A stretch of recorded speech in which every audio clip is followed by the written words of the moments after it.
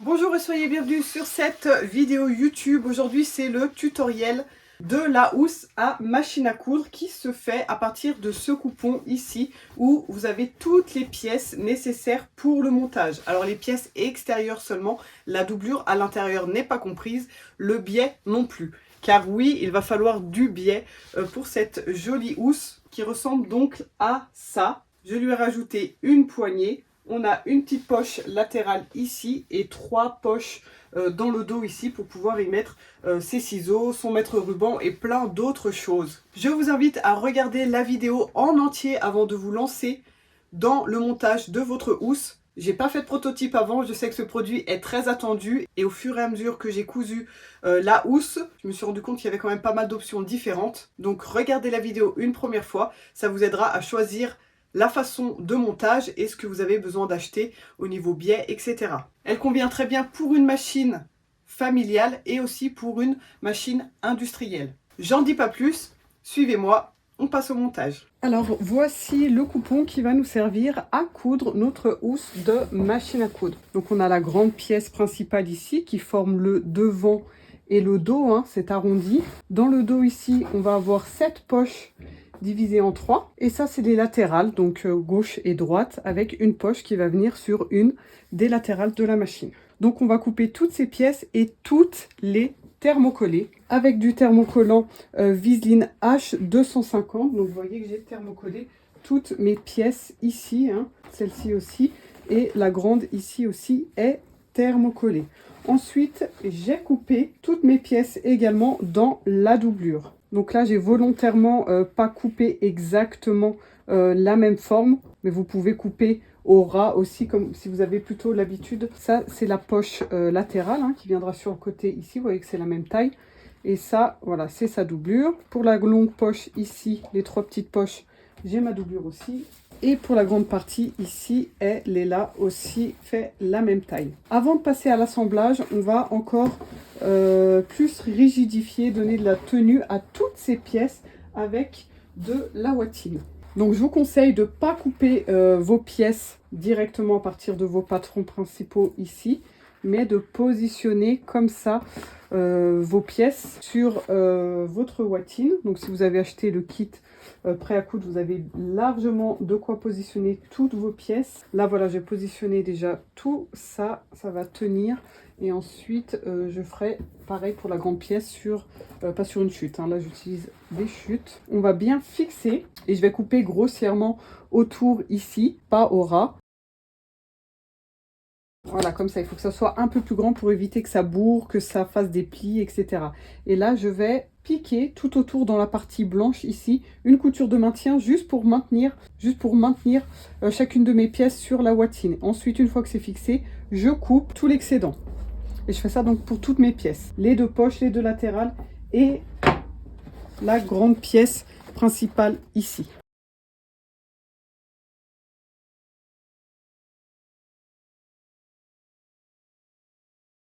Voilà, alors là j'ai fait exactement la même chose avec toutes mes pièces, hein, comme vous avez pu le voir avec cette pièce. J'ai fait pareil pour toutes les autres. Elles sont donc toutes bien renforcées au thermocollant et à la ouate. Maintenant, là c'est optionnel, vous pouvez matelasser toutes vos pièces. Ça leur donnera encore une meilleure tenue et ça donne un côté visuel plutôt sympa. Donc là on a l'option de coudre comme ça en diagonale dans les 2 côtés pour faire le fameux losange. Hein. Il y a une technique que je partage avec vous sur ma chaîne YouTube. Je vous mets le lien juste ici en haut à droite avec la technique du scotch de masquage. Sinon, on peut s'amuser aussi à faire des petites vaguelettes, juste des lignes verticales ou des lignes horizontales. Ici, par exemple, on peut faire juste le contour de la petite poupée ici. À vous de voir, de vous amuser. Encore une fois, c'est optionnel. Mais selon moi, c'est assez important de le faire. Donc voilà, je ne vais pas m'attarder là-dessus ici. Je vais le faire hors caméra. Et je vous retrouve après. Voilà, alors là, mes pièces sont prêtes à être assemblées parce qu'elles sont toutes matelassées.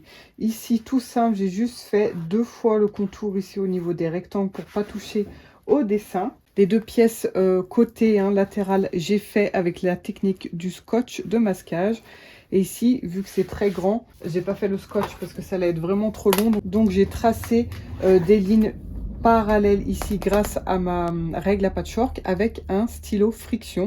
Du coup, tout s'efface ensuite au fer à repasser. Et pour la longue poche qui viendra en fait ici au dos, hein, ici au niveau de la position de la poche, j'ai fait ici avec le scotch de masquage et ici juste l'ovale pour encadrer la petite couturière. Voilà, on va pouvoir maintenant passer à l'assemblage. Alors on va commencer par les poches.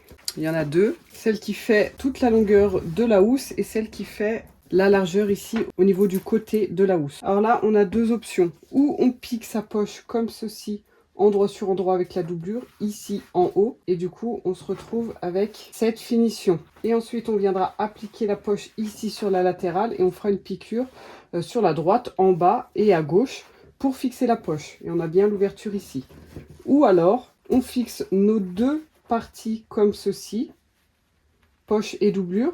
On fait une piqûre de maintien tout autour comme on l'a fait sur la ouate précédemment. D'où l'intérêt de couper si vous le souhaitez, hein, comme j'ai expliqué ici, vos pièces un peu plus grandes. Comme ça on est sûr qu'on a assez de tissu et on découpe après tout ce qui dépasse. Et on viendra mettre un biais ici sur le haut ensuite pour faire la finition ici. Ça peut apporter un plus, là c'est vraiment à vous de voir la finition que vous préférez. Et c'est exactement la même chose avec la grande poche ici. Endroit sur endroit, on pique en haut et on retourne la doublure vers l'intérieur. Donc là, ça sera pris en couture sur le haut. Ou alors, on pique juste pour maintenir ces deux parties ensemble. On pique tout autour ici et on pose du biais ici en haut. On ne fait pas les divisions ici tout de suite. Bien évidemment, on le fera une fois qu'on aura posé la poche ici au niveau du repère comme ceci. Voilà, donc à vous de voir pour les poches. Donc là, pour la poche, j'ai déjà posé le biais. Ça donne ça. Ici, sur le bas, il sera tout en bas de la partie latérale, donc je ne pose rien. Ici, je vais poser mon biais sur le haut et sur le bas. Et je vous rappelle que si vous piquez votre doublure ici endroit sur endroit, il faut bien piquer sur le haut et sur le bas et retourner ensuite. Et pas seulement sur le haut, parce qu'on a besoin de la finition ici en bas aussi. Donc là, je vais mettre sur l'envers. Je vais ouvrir mon biais comme ceci, bien aligner mon biais bord à bord et je vais piquer dans le pli ou un petit millimètre sur la droite du pli pour faire en sorte qu'il se retourne encore plus facilement sur l'endroit ensuite. Pensez bien faire des nœuds au début et à la fin. Ensuite, je rabats sur l'endroit et là, je vais donc repiquer sur le côté rouge du coup pour moi ici. Hein. Votre pli ici doit venir cacher la valeur de couture ici et la couture précédente qui a servi à fixer la doublure avec le tissu principal. Donc comme ceci. Et je fais une surpiqûre ici. Si jamais vous avez besoin d'un tuto beaucoup plus détaillé pour la pose du biais, je vous mets le lien juste ici en haut à droite.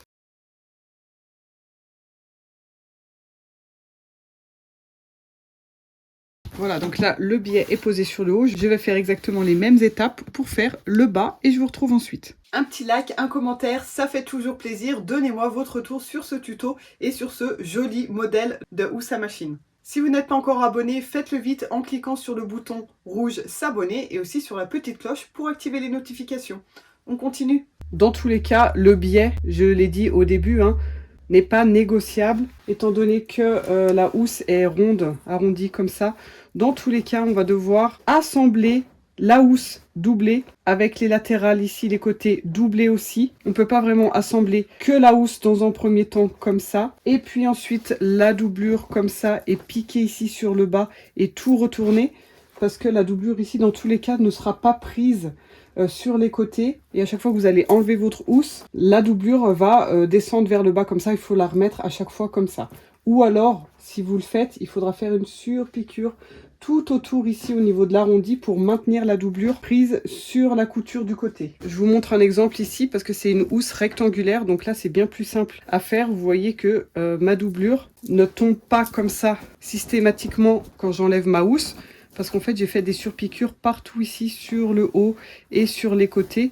Du coup, elle est bloquée à l'intérieur. Mais ici, avec l'arrondi, c'est un peu plus délicat. Donc, on va devoir mettre du biais. Ou à l'intérieur. Et là, on aura cette finition comme ça. Et le biais pour faire la finition dedans. Ou alors, on va piquer comme ça pour pouvoir mettre le biais sur l'extérieur. Ce qui est, selon moi, un peu plus joli. Et c'est l'option que je vais adopter ici. Donc, pour la partie principale ici, vu qu'on aura le biais, on positionne sa pièce principale dessus. Comme je l'ai dit pour les poches ici, on fait une couture de maintien tout autour pour fixer ces deux parties ensemble. Même chose ici avec la latérale. Et là, vous voyez, si on coupe un peu plus grand, au moins on est sûr de bien être centré. On pique tout autour et ensuite on découpe ce qui dépasse autour.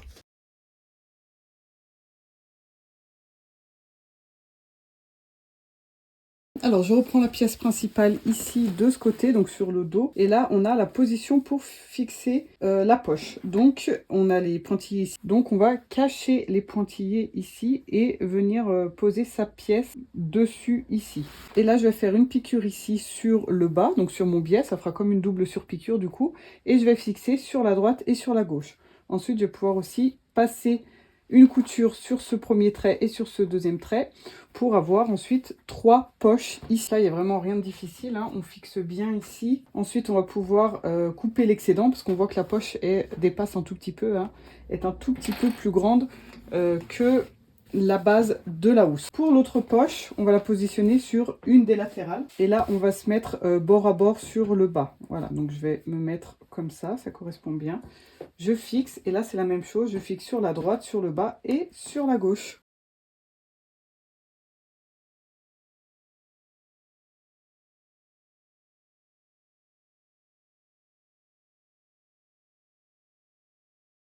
Voilà, donc là on a terminé les 3 poches principales et je vais faire celle sur la latérale, hein. C'est exactement la même chose et il n'y a pas de séparation ici. Petit détail, si vous avez choisi d'éviter le biais et de piquer votre poche endroit sur endroit avec la doublure, vous allez avoir 1 cm en moins sur le haut et sur le bas qui correspondent aux valeurs de couture. Donc votre poche ne va pas se retrouver ici en haut de la partie rouge, mais bien 2 cm en bas, hein. Pas de panique si vous avez l'impression que c'est différent de ma poche, c'est juste parce que la poche est du coup moins haute. Voilà, donc là j'ai ma pièce principale avec la poche, j'ai mis un petit détail ici. Ici j'ai la latérale avec la poche comme ça. J'ai mis des petits détails ici. N'hésitez pas à personnaliser votre housse. Et là, avant d'assembler le reste, je vais lui mettre une petite poignée ici sur le haut. Donc pile au milieu. Je plie mon tissu comme ça, bord à bord sur les côtés ici et en haut là. Et du coup, si je fais un petit coup de ciseau comme ça en diagonale, ça va faire des petits triangles comme ça. Donc là, c'est le milieu de ma housse. Et je vais venir fixer une poignée ici. Alors là, ma bande, je l'ai coupée dans ma doublure, hein, assortie ici. Elle fait 12 de large pour pouvoir faire 3 finis. Et là, j'ai 26 au niveau de la longueur. Elle est thermocollée et je la plie une première fois en deux comme ça. Et ensuite, je viens rejoindre mes bords vers le milieu. Et je replie une dernière fois. Ça me fait bien une poignée de 3 finis. Je vais passer à la machine, la plier dans l'autre sens juste pour faire une piqûre ici à 1 cm et de l'autre côté aussi à 1 cm. Ici, on va le voir à la machine, hein. Et ensuite, quand je vais retourner, j'aurai déjà mes finitions à droite et à gauche. J'aurai plus qu'à faire une surpiqûre de chaque côté ici. Voilà, j'ai bien fixé mes deux côtés ici. Là, je vais cranter au niveau de la pliure ici, comme ceci, pour avoir un joli angle droit. Et là, j'ai plus qu'à retourner tout sur l'endroit. On pousse bien dans les angles. Vous avez ça, ça aide à bien pousser et avoir une jolie pointe. Maintenant, j'ai plus qu'à piquer du côté où c'est ouvert et de l'autre côté pour équilibrer.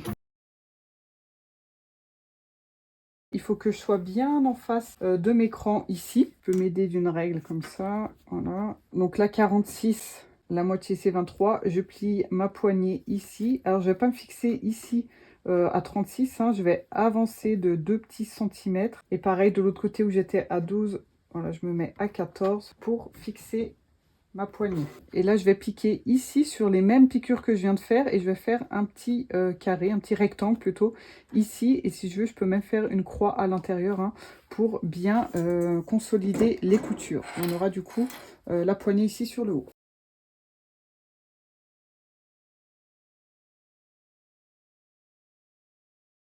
Voilà, cette fois, on va pouvoir vraiment passer à l'assemblage final. Donc, je vais poser un biais ici sur le bas. Donc, comme on l'a fait pour les poches, hein, ici. Donc, je ne vais pas revenir dessus. Je vous retrouverai après cette étape. On fait la même chose de ce côté ici. Et on fait pareil sur le bas ici des deux latérales. Donc, ici, on a pas mal d'épaisseur parce qu'on a aussi la poche. Je reviens avec tout ça de fait. Voilà, donc là j'ai toutes mes finitions de fait déjà sur le bas de chacune des pièces. Ici, vous vous rappelez, on a déjà marqué le milieu de la pièce. On va faire la même chose pour ces deux pièces ici.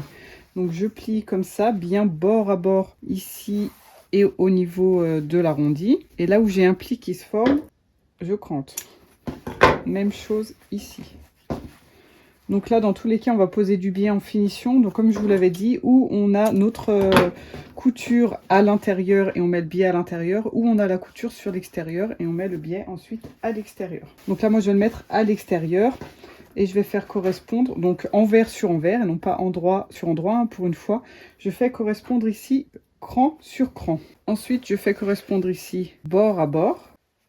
Et là, je répartis tout l'embut avec mes petites pinces. Donc sur la ligne droite, dans un premier temps, on se met bien bord à bord. Et là, donc je fais correspondre mes deux tissus comme ceci. Donc on peut mettre plusieurs pinces, hein, ou des épingles pour pas que ça bouge. Je fais la même chose ici de l'autre côté. Ça va nous donner ça. Et je fais pareil ici avec ce morceau. C'est exactement la même chose. Et je pique un petit centimètre sur tout le pourtour. On va mettre un biais après, hein, donc ne piquez pas trop loin. On ne dépasse surtout pas le centimètre, sinon après, au niveau du biais, on risque d'avoir des coutures visibles. Et le but, c'est que le biais recouvre bien la couture qu'on va faire maintenant.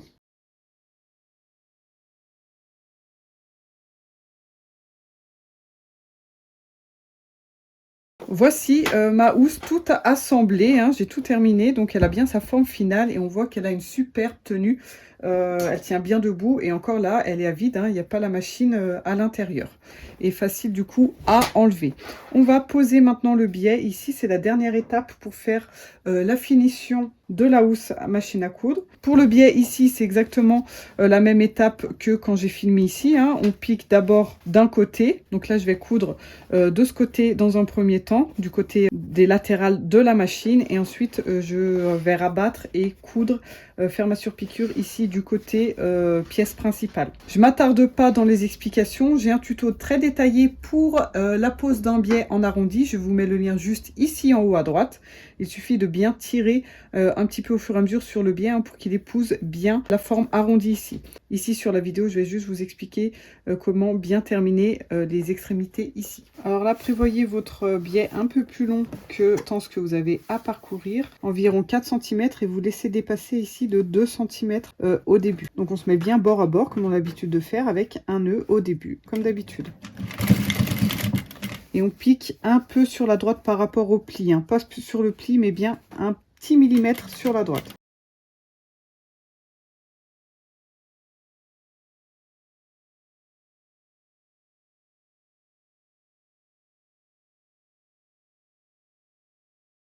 Et un nœud à la fin ici. Voilà, donc là j'ai piqué un côté. Avant de retourner le biais comme ça de l'autre côté, on va faire la finition ici. Pour ça, je vais plier mon biais dans l'autre sens, comme ça, comme on l'a fait pour les poignets, pour la finition de la poignée précédemment. Et là, je vais piquer ici, au ras du biais qui a été posé ici sur le bas. D'accord? Donc là, une fois qu'il est bien plié comme ça, donc du coup, endroit sur endroit, hein, on garde bien les plis, je vais piquer ici. Et là, je vais cranter comme tout à l'heure dans le pli. Pas ici au niveau du définition où ça va être abattu après, mais ici en haut. Et là, je rabats mon biais de l'autre côté.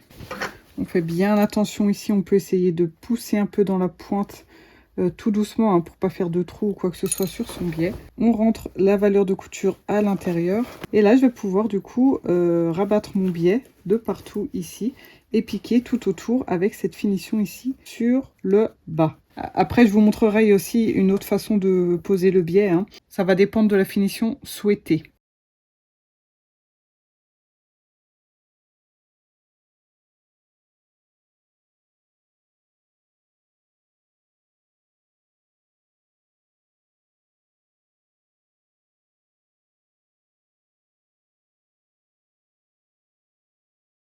Voilà, cette fois c'est tout terminé et voilà ce que ça donne ici du coup pour les finitions. Alors l'autre option dont je vous parlais, c'est de coudre d'abord votre biais ici sur les latérales et ensuite faire tout le tour ici en bas. Ça vous évite ces finitions à faire ici. Voilà, si vous avez de la difficulté à ce niveau-là, c'est peut-être plus facile. Après, la différence, c'est que vous aurez cette finition-là de biais plaqué d'un côté ou de l'autre ici. Et non pas bien droit comme je l'ai fait ici. Mais c'est vraiment, voilà, à vous de voir. Hein. Si vous n'êtes pas trop fan du biais, je pense que le poser dans un premier temps ici, sans finition ici, et ensuite prendre le biais ici en couture dans le biais qui fait tout le tour ici, ça peut être plus simple. Et vous aurez du coup, voilà, les biais vers l'intérieur ici, pris en couture sur le bas. Voilà, ben, on n'a plus qu'à l'essayer maintenant. Je vais mettre sur cette machine à coudre. Voilà ce que ça donne ici pour le devant. Et sur le dos, ça donne ça. Et maintenant que je la vois finie, là, je vous avoue que je me demande pourquoi la poche n'a pas été plutôt fixée ici, plutôt que sur les pointillés, juste au-dessus. Bon, à vous de voir, c'est juste un détail. Mais voici ce que ça donne. Et ici, on a la petite poche latérale. J'espère que vous avez apprécié ce tutoriel et qu'il vous aidera à réaliser vous aussi votre superbe housse de machine à coudre. À bientôt!